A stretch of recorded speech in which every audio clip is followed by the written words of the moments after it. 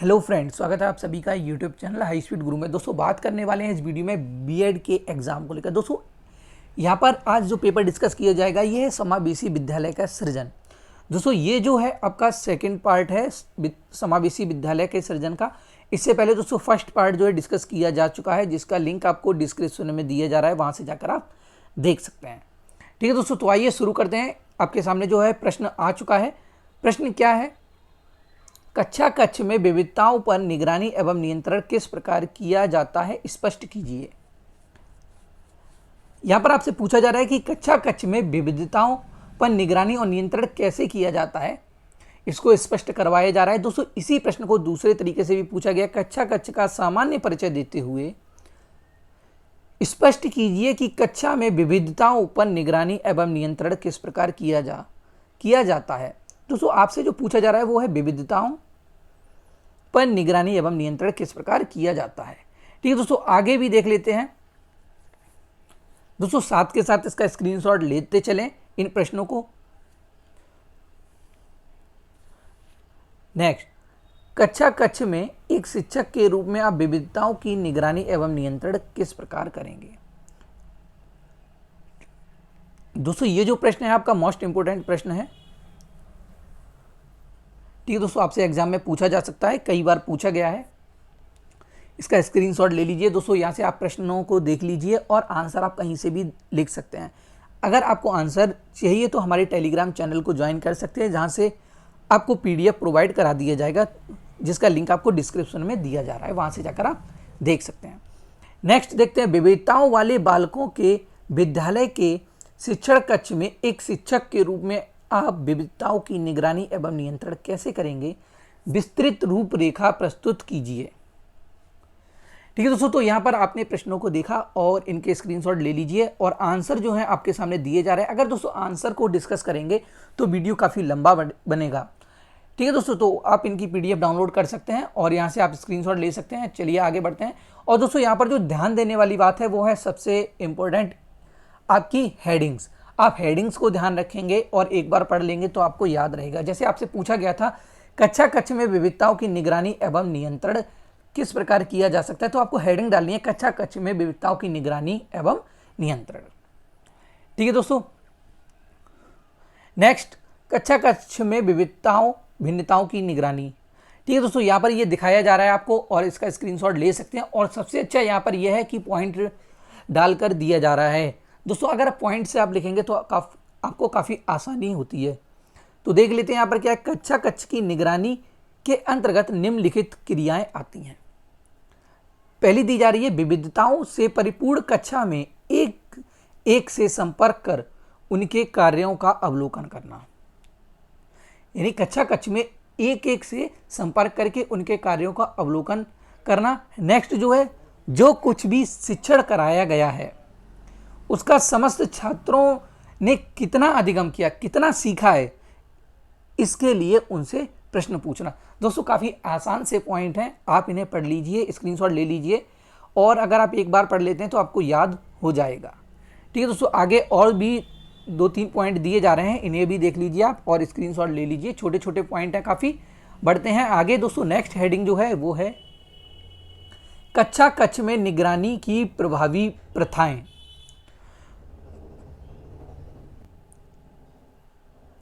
यहां पर भी दोस्तों आपको 6 पॉइंट दिए जा रहे हैं, देख लीजिए और इसका स्क्रीनशॉट ले लीजिए और आगे बढ़ते हैं। नेक्स्ट हेडिंग है दोस्तों, आपसे प्रश्न में जो पूछा जा रहा है, अगर आपसे निगरानी के लाभ पूछे जा रहे हैं तभी लिखें, अगर नहीं पूछे जाते तो आप ना लिखें। ठीक है दोस्तों, अब यहां पर अगली हेडिंग है कक्षा कक्ष में निगरानी के लाभ। तो यहाँ पर दोस्तों आपके 5 पॉइंट दिए जा रहे हैं, देख लीजिए क्या क्या है।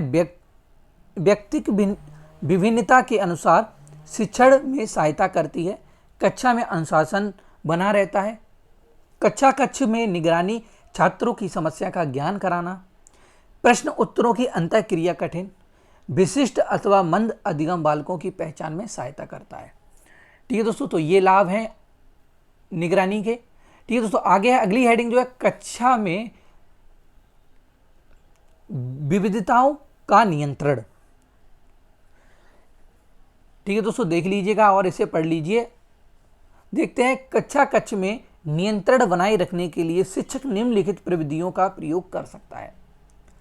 तो दोस्तों अब जो हेडिंग दी जा रही है, इन हेडिंग को आप याद रखिएगा, तभी आप लिख सकते हैं। जैसे पहला दिया जा रहा है कि बैठक व्यवस्था में परिवर्तन, आप इसे एक बार पढ़ लेंगे और आसानी से लिख सकते हैं। बैठक व्यवस्था में परिवर्तन करके दोस्तों जो है छात्रों को नियंत्रित किया जा सकता है। अधिकांशतः छात्र अपने आसपास बैठे साथी छात्रों के सहयोग से कक्षा में शोर, बातचीत और अनुशासनहीनता करते हैं। इससे बचने के लिए छात्रों की बैठक व्यवस्था में परिवर्तन कर देना चाहिए। दोस्तों आपने देखा होगा कि अगर बच्चे एक साथ बैठते हैं, जिससे ज़्यादा घुले मिले होते हैं, तो वहाँ पर क्या होता है, बच्चे जो है आपस में एक दूसरे से लड़ने झगड़ने लगते हैं या किसी बात को लेकर बहुत ज़्यादा बातें करने लगते हैं। ठीक है दोस्तों, तो हम क्या करते हैं, उनकी जो जिस तरीके से बैठे हुए हैं उनको हम उठाकर दूसरी जगह बैठा देते हैं। तो थोड़ा सा क्या होता है, जिसके साथ वो बैठे हुए थे उसके अपेक्षा कम बातें करने लगते हैं। तो दोस्तों ऐसा देखा जाता है। तो ये है आपका बैठक व्यवस्था में परिवर्तन। ऐसा करके छात्रों को कक्षा में अनुशासन बनाए रखने में मदद की जा सकती है। तो दोस्तों आपको याद रहेगा, ये काफ़ी अच्छा पॉइंट है और आप इसे एक बार पढ़ लेंगे और अपनी भाषा में ही लिखना है आपको। ठीक है दोस्तों, एक बार पढ़ लें अच्छे से और आसानी से लिख सकेंगे। अगला जो है आपका सेकंड पॉइंट है, शिक्षण प्रक्रिया को विराम देकर। शिक्षण प्रक्रिया को विराम देकर, विराम का मतलब है यानी कि रोककर, अपनी जो शिक्षण प्रक्रिया उसे रोककर। जैसे देखा जा, इसमें दिया गया है, देखा गया है कि कक्षा में शिक्षण की प्रक्रिया के दौरान कुछ छात्र शिक्षक की बातों को ध्यान से सुनते हैं और कुछ छात्र शिक्षक की बातों पर बिल्कुल ध्यान नहीं देते हैं। इसलिए भी हो सकता है कि विविधताओं वाली कक्षा में कुछ बालकों की विषय वस्तु समझ आई हो अथवा कुछ ना। इसलिए कक्षा शिक्षण में विराम देकर अनियंत्रित छात्रों अथवा कक्षा में इस प्रकार के छात्रों से अंतःक्रिया कर उनकी समस्या को समझकर उसका उपचार कर छात्रों को नियंत्रित करना चाहिए।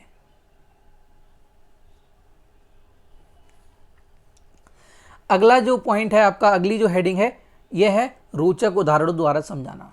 ठीक है दोस्तों, तो आप रोचक उदाहरण देकर समझा ही सकते हैं। इसमें एक बार पढ़ लीजिए, आसान सा है काफ़ी। और देख लेते हैं आगे, अगली हेडिंग है शारीरिक भाषा का प्रयोग। ठीक है दोस्तों, अगला है कक्षा में पीछे बैठकर निरीक्षण करना। तो ये आपके पॉइंट हो गए और इनके आप स्क्रीनशॉट ले लीजिए। बढ़ते हैं आगे, कक्षा कक्ष में विविधता नियंत्रण के लाभ। अब दोस्तों यहाँ पर लाभ के 5 पॉइंट दिए जा रहे हैं, इनका स्क्रीनशॉट ले लीजिए और चलते हैं आगे। अगला प्रश्न जो है आपके सामने आ चुका है। अगला प्रश्न क्या है, देख लेते हैं।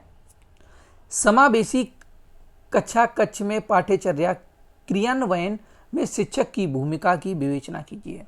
दोस्तों इससे पहले जो वीडियो बनाया था उसमें आपको बताया गया था समावेशी शिक्षा क्या है, विस्तृत जानकारी दीजिए। ठीक है दोस्तों, समावेशी शिक्षा और विशिष्ट शिक्षा, एकीकृत शिक्षा के बारे में इससे पिछले वीडियो में बनाया गया है, लिंक आपको डिस्क्रिप्शन में दिया जा रहा है, वहां से जाकर आप देख सकते हैं। इसी प्रश्न को दूसरे तरीके से पूछा जा रहा है कि विशिष्ट आवश्यकता वाले बालकों के संदर्भ में पाठ्यक्रम एवं पाठ्य सहगामी क्रियाओं में सुधार के क्रियान्वयन में एक शिक्षक की भूमिका का वर्णन कीजिए। दोस्तों मोस्ट इंपोर्टेंट क्वेश्चन है ये और इस पर टिक कर लीजिएगा आप। अगला है, विशिष्ट आवश्यकता वाले बालकों के संदर्भ में पाठ्यचर्या में संशोधन से आप क्या समझते हैं।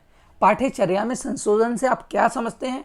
समावेशी कक्षा कक्ष में पाठ्यचर्या के क्रियान्वयन में शिक्षक की भूमिका को स्पष्ट कीजिए। ठीक है दोस्तों, इस प्रश्न का आप स्क्रीनशॉट ले लीजिए और देखते हैं आगे, आंसर की तरफ बढ़ते हैं।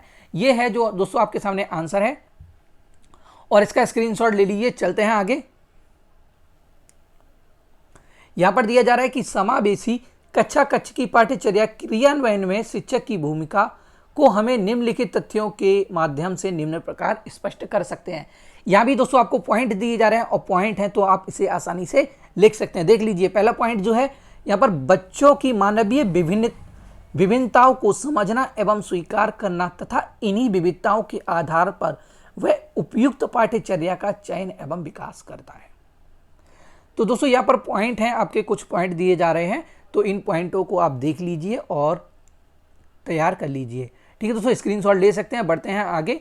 ये जो है आपके 9 पॉइंट हो चुके थे, अब यहाँ से 10 से 16 तक पॉइंट दिए जा रहे हैं, स्क्रीनशॉट ले लीजिए। अब दोस्तों बात करेंगे यहाँ पर हेडिंग की। आपको हेडिंग डालनी है विशिष्ट आवश्यकता वाले बालकों हेतु अध्यापक के उत्तरदायित्व, जो कि आपसे प्रश्नों में पूछा गया है। विशिष्ट आवश्यकता वाले बालकों हेतु अध्यापक के उत्तरदायित्व क्या क्या होते हैं, क्या क्या हो सकते हैं, तो यहाँ पर दिया जा रहा है। तो इसमें आपको लिखना है समावेशी शिक्षा प्रणाली में एक अध्यापक की भूमिका एवं उत्तरदायित्वों को निम्न रूप से लिया जा सकता है। आपको हेडिंग डालनी है पहले, दृष्टिबाधित बालकों हेतु अध्यापक का उत्तरदायित्व क्या होगा। तो हेडिंग है दृष्टिबाधित बालकों हेतु अध्यापक का उत्तरदायित्व। ठीक है दोस्तों, इसे लिख लेंगे आप। और दोस्तों इसमें भी पॉइंट है। ठीक है दोस्तों, बढ़ते हैं आगे। स्क्रीनशॉट ले लिया होगा आपने, यहाँ पर 10 पॉइंट दिए जा रहे हैं। नेक्स्ट दोस्तों, अभी था दृष्टिबाधित, अब है दोस्तों श्रवणबाधित बालकों के लिए अध्यापक का उत्तरदायित्व। यहाँ पर दोस्तों 7 पॉइंट दिए जा रहे हैं, देख सकते हैं आप, स्क्रीनशॉट ले लीजिए। नेक्स्ट है अधिगम असमर्थी बालकों के प्रति अध्यापक के उत्तरदायित्व। और नेक्स्ट है जो दोस्तों वो है शारीरिक रूप से बाधित बालकों के प्रति अध्यापक के उत्तरदायित्व। स्क्रीनशॉट ले लीजिए दोस्तों और बढ़ते हैं आगे। यहां पर जो है दोस्तों 7 पॉइंट दिए जा रहे हैं यहां भी, और स्क्रीनशॉट ले लिया होगा। आगे चलते हैं। प्रमस्तिष्कीय स्तंभन के लिए बालकों के प्रति अध्यापक के उत्तरदायित्व है।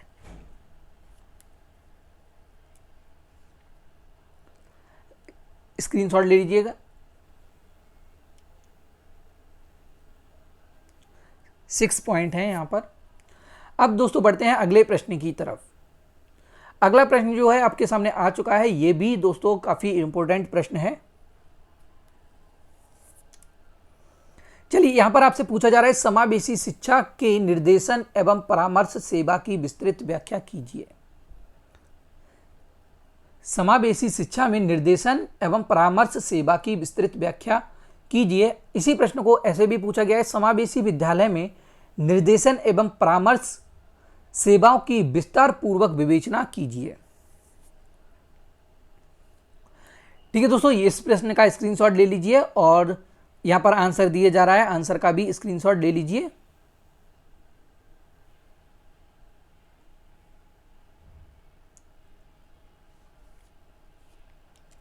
चलिए देखते हैं। समावेशी छात्रों का अध्ययन करते समय निर्देशन एवं परामर्श की दृष्टि से यह जरूरी है कि उसकी बुद्धि, अभिरुचियों, योग्यताओं, शैक्षिक उपलब्धियों एवं व्यक्तित्व संबंधी कुछ सेवाओं का आयोजन करना चाहिए।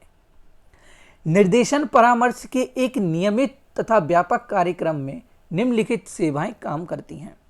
अब ये सेवाएं क्या क्या हैं देख लेते हैं। पहला जो है आधार सामग्री संग्रह सेवा, डाटा कलेक्शन सर्विस। ठीक है दोस्तों, इसे आप देख लीजिए। इसके अंदर दोस्तों आपको हेडिंग डालनी है, वो ये दी जा रही है। फर्स्ट है सामान्य सूचनाएं, मनोवैज्ञानिक जानकारी, स्वास्थ्य संबंधी जानकारी, सामाजिक पर्यावरण की सूचनाएं, अवकाश का दुरुपयोग। अब ये जो है दोस्तों आपकी सामाजिक पर्यावरण की सूचनाओं के अंदर सब हेडिंग दी जा रही है। अवकाश का सदुपयोग,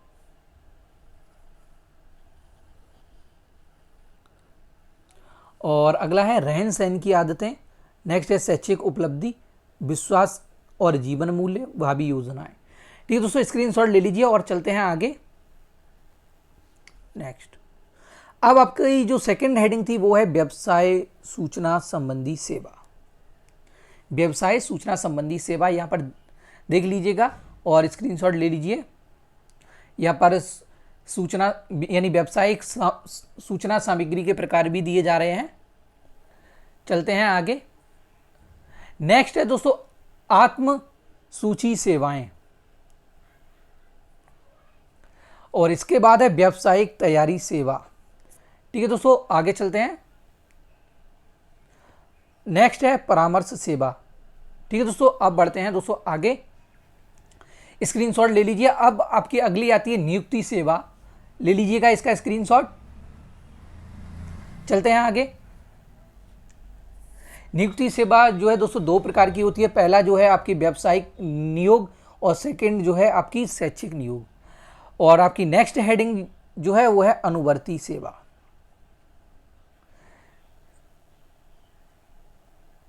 ठीक है, यहां पर दोस्तों आपको जो है निर्देशन सेवा की विधियां दी जा रही हैं, देख लीजिएगा, स्क्रीनशॉट ले लीजिए। और बढ़ते हैं आगे।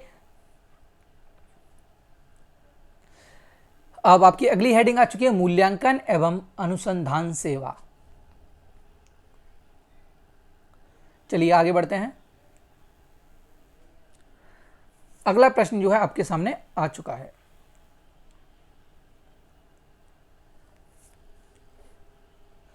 देख लेते हैं क्या पूछा जा रहा है। समावेशी बालकों के अभिभावकों, समुदाय और विशिष्ट शिक्षकों द्वारा प्रदान की जाने वाली सहयोगात्मक सेवाओं का वर्णन कीजिए। नेक्स्ट, समावेशी बालकों के संदर्भ में परिवार एवं शिक्षक की भूमिका को स्पष्ट कीजिए। दोस्तों बहुत ही अच्छा क्वेश्चन है, ये एग्जाम में पूछा जा सकता है। समावेशी बालकों की सहयोगात्मक सेवाएं विषय पर निबंध लिखिए। यहां पर आपसे दोस्तों निबंध लिखवा रहा है, समावेशी बालकों की सहयोगात्मक सेवाएं। अगला है समावेशी बालकों के लिए समुदाय द्वारा प्रदान की जाने वाली सहयोगात्मक सेवाओं का वर्णन कीजिए।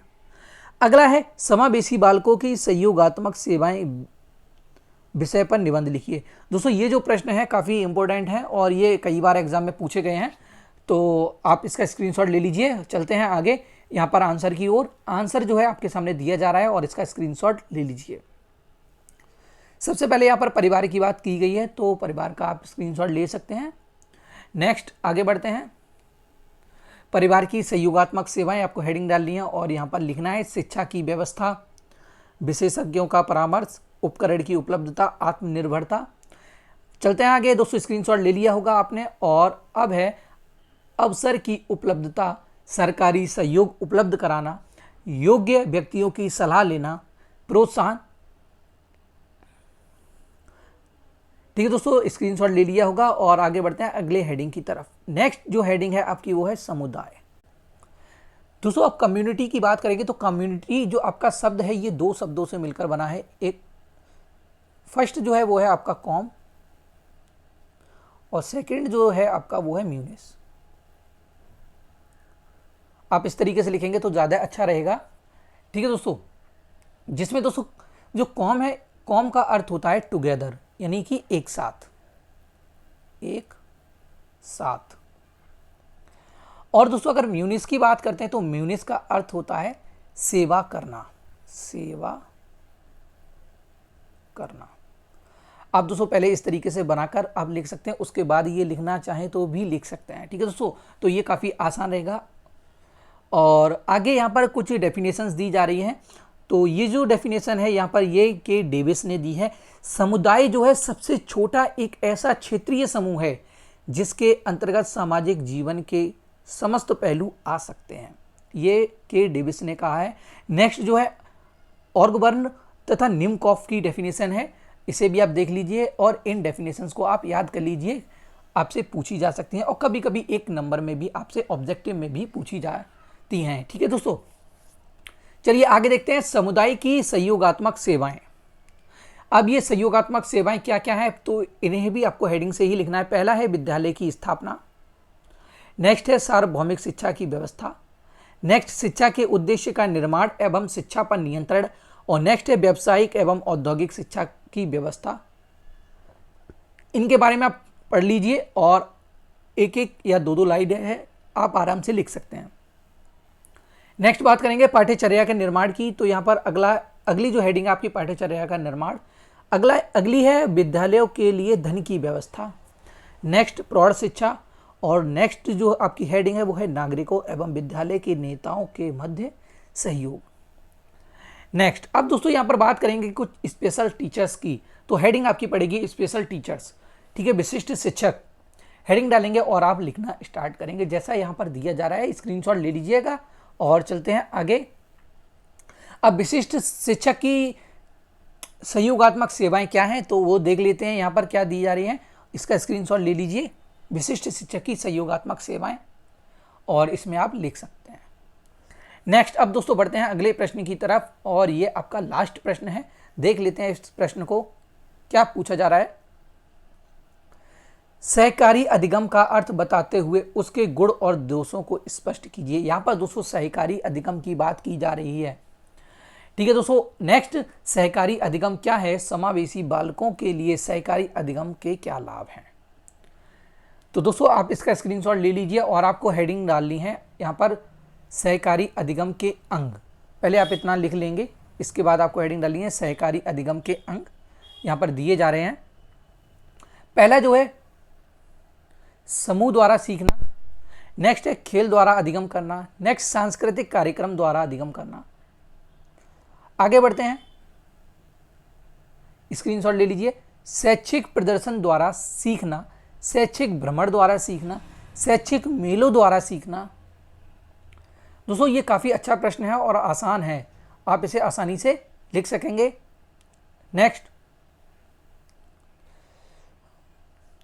अब ये जो है आपकी इंपॉर्टेंट हेडिंग है, समावेशी बालकों हेतु सहकारी अधिगम के लाभ। लाभ क्या क्या हैं यहाँ देख लीजिएगा, या दिए जा रहे हैं यहाँ पर शैक्षिक लाभ जो हैं आपके पॉइंटों में दिए गए हैं,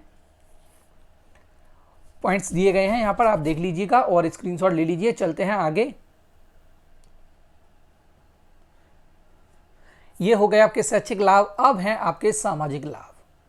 सामाजिक लाभ क्या है, ये हैं आपके सामने और ले लिया होगा आपने स्क्रीनशॉट। चलते हैं आगे, देखते हैं।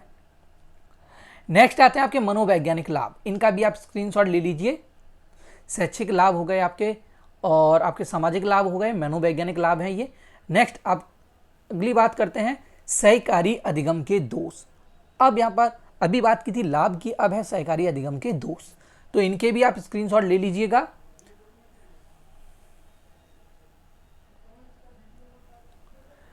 ठीक है दोस्तों,